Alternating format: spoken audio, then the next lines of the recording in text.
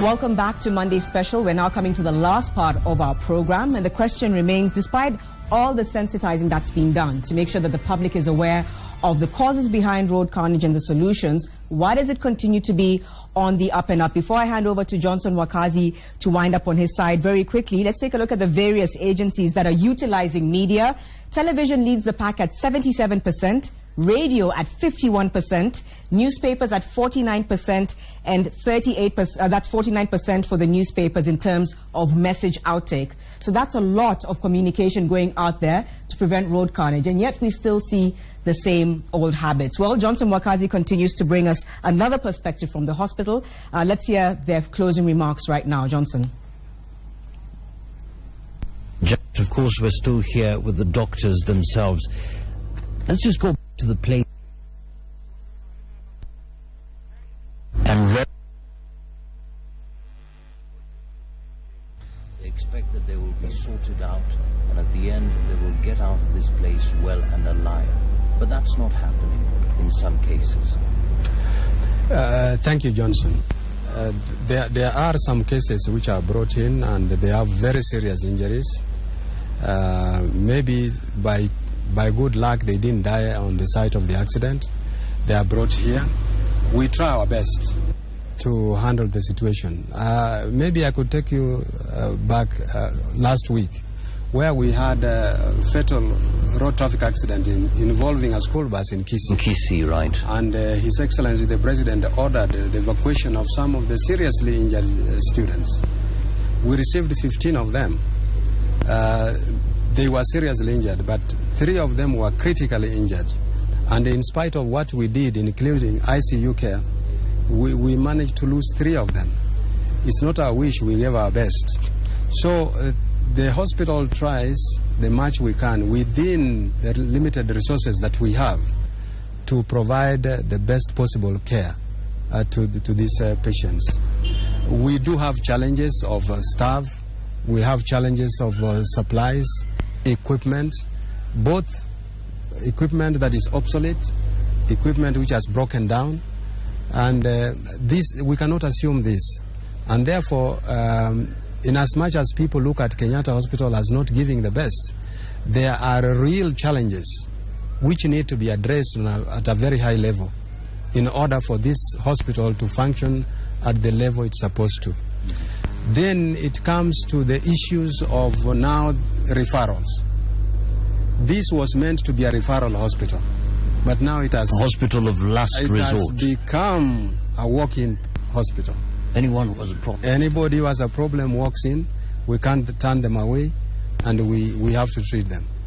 Now that we have devolved the health system into county hospitals, it requires a lot of coordination and linkages in order to make sure that we receive the very critical patients, those who really require to be in Kenyatta Hospital.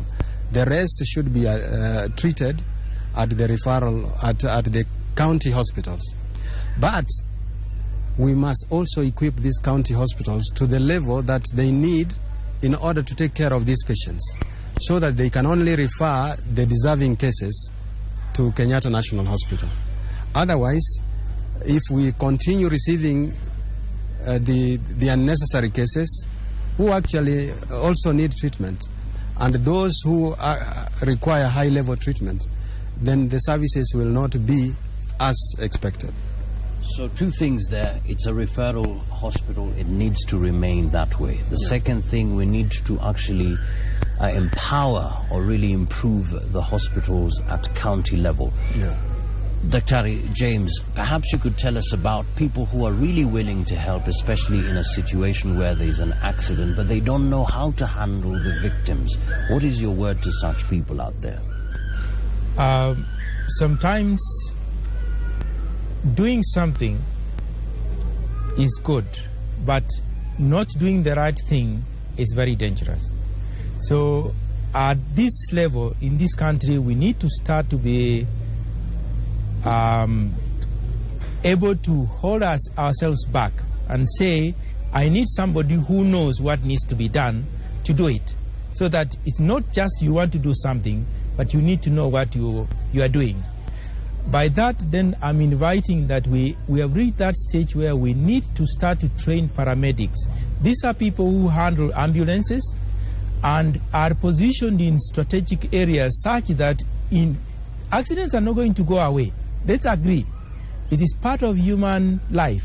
We have to travel, so we need people strategically placed, just like hospitals are, to help people who are involved in accidents to evacuate them safely. That is one.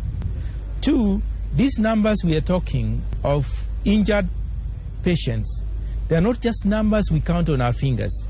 These are fathers, these are mothers who are involved in the economy to provide for their families. So when they get injured, perhaps if they lose life, we have created orphans. Perhaps when they can't go and work again, we have pushed people into the poverty, below the poverty line. So we need to start to realize that it's not just numbers.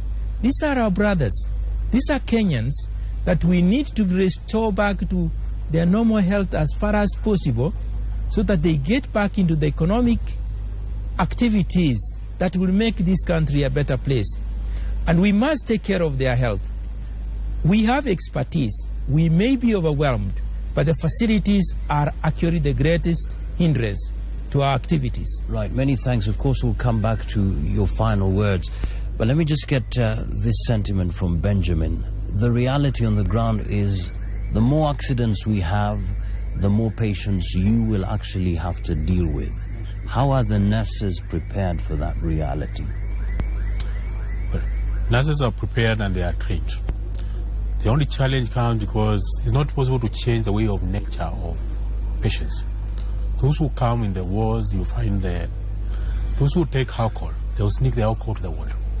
They sneak alcohol? They will sneak the alcohol in the ward. Those who take bank, they will sneak bank in the ward. They still want to continue their life they are used to. It does become somebody is addicted to cigarettes, alcohol. Yes. They'll need somebody to actually peddle that inside the wards. Yes, it happens. So that becomes a challenge because you are not dealing with this person is injured, and again, he's not normal. When he's drunk, it becomes abnormal. When he takes bank, it becomes abnormal.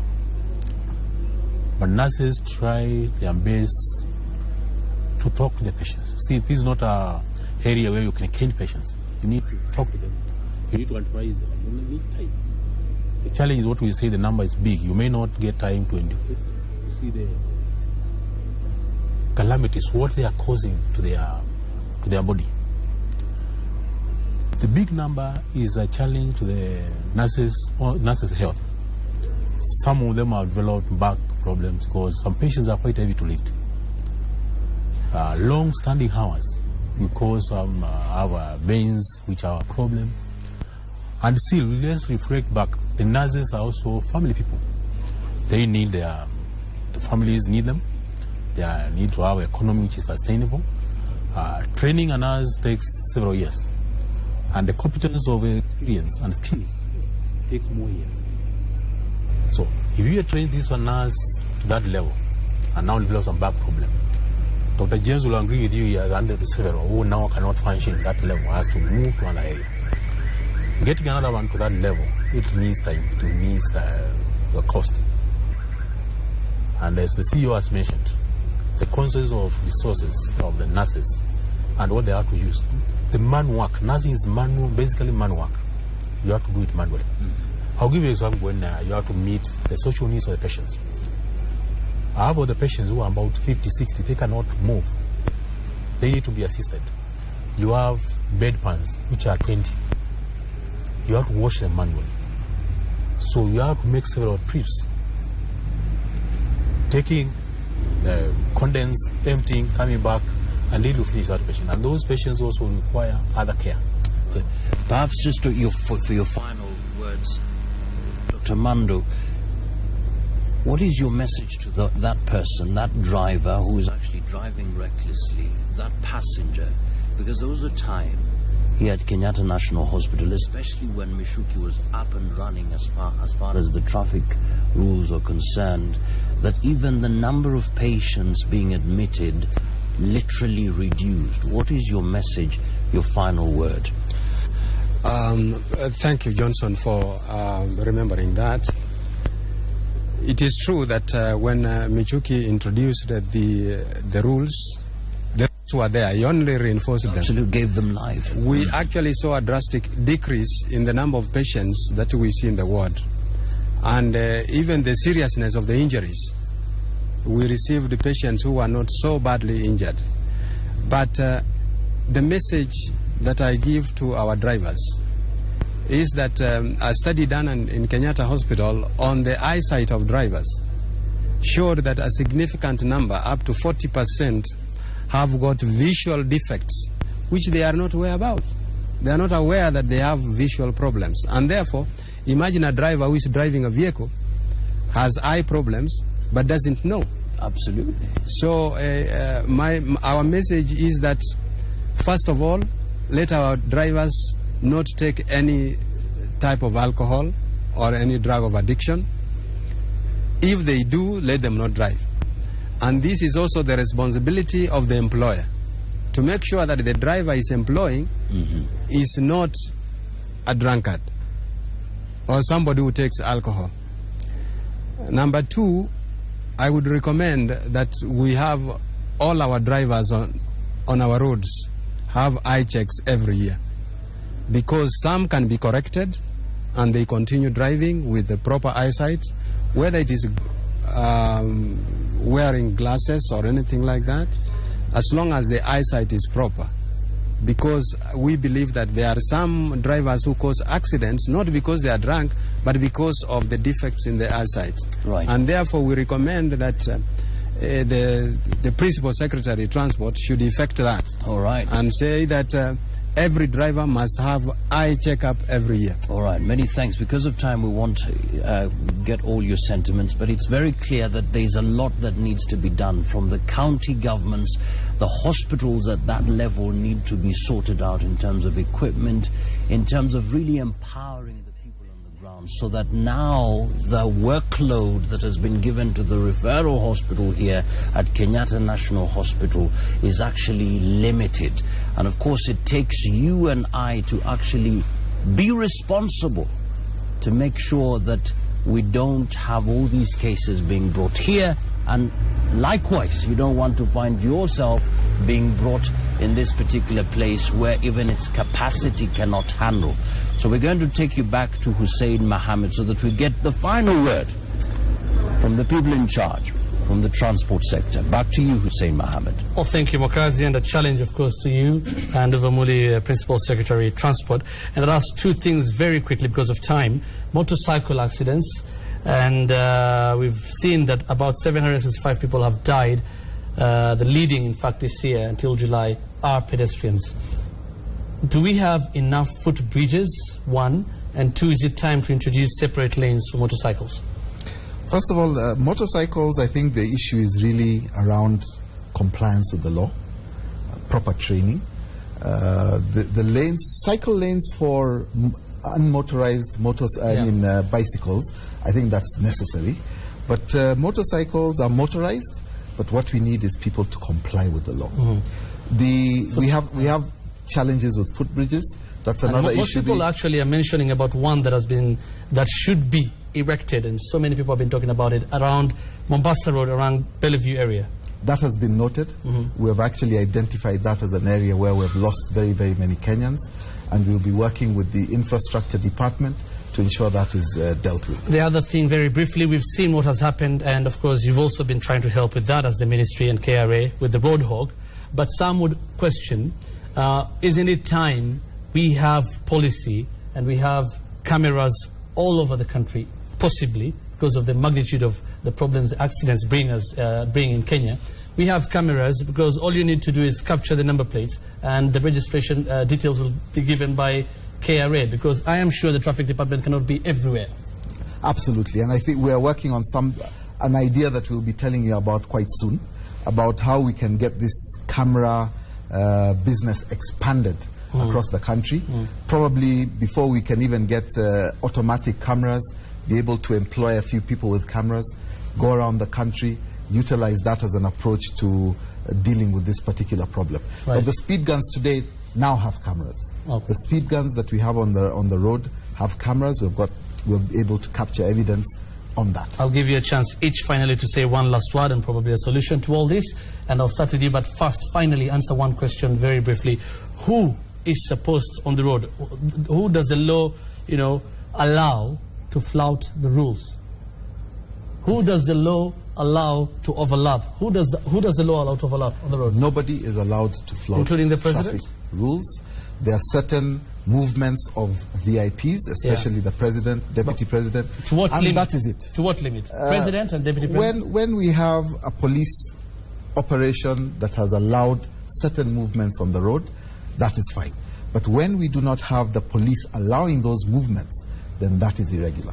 So I take it from you, you're the Principal Secretary Transport. You're telling me it's only the President and the Deputy President that should have the roads cleared and the ambulances. As I say, when the police themselves have allowed certain movements on the road for certain reasons, either to clear the road for ambulances, should that then those must be authorized by the police. Should that be communicated to the public so that they know in advance? Absolutely. And I'm saying this, that even government vehicles breaking the rules, the drivers involved will be dealt with. Okay. And should be dealt with. Give me a final word on this.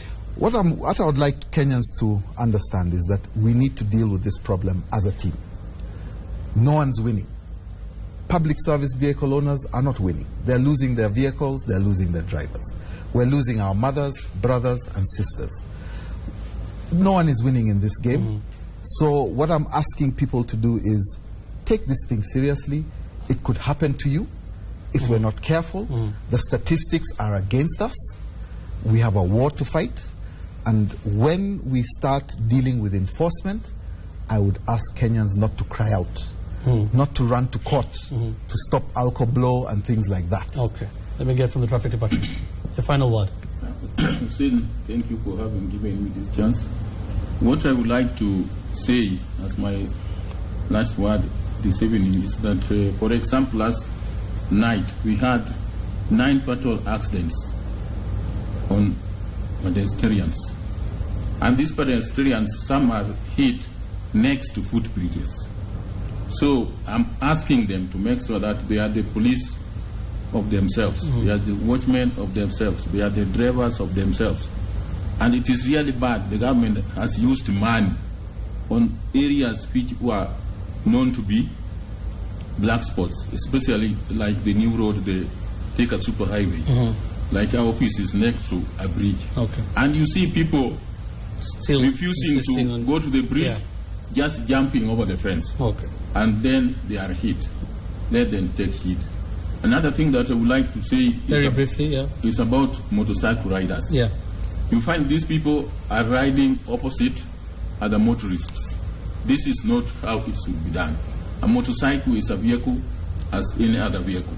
So let them follow the rules. Let them have what are required of a driver. Let them be licensed. Let them have helmets. We have even tried to send our people out. Myself, I've gone out to talk to them. You find when you call them to talk to them, they run away. This is not going to help them. And we are not going to arrest them. Yeah. We just want them to have those requirements, helmet, what have you, so that even if you fall, myself, I'm a rider, and I cannot take that machine without wearing a helmet. Thank you very much. And Simon Kiptai. And also tell us what you'd like the Matatu players to do. What I would want to first to say is that this matter needs to be addressed in a way that everybody has got to participate. I would like to urge the public and the private sector to facilitate areas where of concerns. Onyango has talked of they don't have facilities. The National Road Safety Trust contributed cameras worth over 13 million. These went just to curb those who are breaking the law by overspeeding. We want other private sector corporates to participate so that we, curb this this dragon that is maiming people. At the same time, we would like to give our policemen support. And I would want to tell Matatu operators, don't bribe the policeman. And I would want to tell that policeman, don't take that bribe. So that those two do not tango. We should become patriots. Because when we collect bribe, it is blood of those people who have died. And you'll be haunted. And for those who give by away offenses they have committed by providing money, then they should stop it. This is time for us to follow the law. We have to comply with the law so that we do meaningful business. Okay, thank you very much. Simon Kimutai is the Matatu Owners Association Chair. Duvamuli is the Principal Secretary Transport, and James Onyango is the Assistant Commissioner Police in charge of personnel at Traffic Headquarters. Thank you very much, gentlemen, for your time. Like you have said clearly, it needs a multi-faceted approach to solve this problem. And remember, you're stakeholders in this, so we'll also be holding you accountable in future. Well, thank you very much. Janet, I'll take it back to you. Right, Hussein, thank you for that. Hussein Mohammed will be joining me shortly as we wind up. Some great discussions that have taken place tonight. Your feedback has been overwhelming. We really appreciate that. I'm going to read some SMSs before I go into the tweets. We have Mercy from Karatina who says there's a lot of corruption on our roads. And these people, the offenders, never get charged. The victims don't seem to get the insurance that they deserve. We need more to be done. Dr. Tinega says, this has been a great presentation. Thank you so much, Citizen TV, for showcasing the road carnage and what's happening. So that's just a look at some of the SMSs that have come in from you. Let's take a look at what some of you have been saying on Twitter tonight. Let's move on to that. That's going to come on your screens in just a few moments. And of course, we have there at Busy Billy saying, ignorance is the only problem. If everyone did their part, accidents would reduce to the unavoidable. Let's move on to more tweets where it says, at Scriptman, where are people in a hurry to go? I've changed my mindset on the road. Hashtag safer Kenyan roads. And of course, at Hersi Mohammed says, don't just sit silently in a matatu being driven in a dangerous and reckless manner. Responsibility starts with you. That's a look at some of your feedback so far. So much of it, Hussein. It's been a great discussion points coming from your panelists as well. Of course, a lot of back and forth. Sometimes people don't really want to take the blame. Exactly, but in the end, of course, like we have all seen, it's something that we all as Kenyans have a responsibility to. And it's very, very good to hear Kenyans now saying they have changed their mindset. And this is what we hope to achieve, because it's not only about the stakeholders in this. It's about us. It's about everybody. So it's about you and me. We need to be the ambassadors of our own safety. And next week, first of all, a lot of you have been sending in your thoughts on what else we should do on Monday special. So many different suggestions. You can keep them coming in. You can tweet us, SMS us, give us your thoughts. Next week, Hussein, a huge issue, crime in Kenya. You do not want to miss that. We're going to be unpacking it and, of course, bringing you possible solutions. So thank you so much for watching. I'm Janet Mbogwa, and have a good night. Good night. I'm Hussein Mohammed, and be safe. Be safe.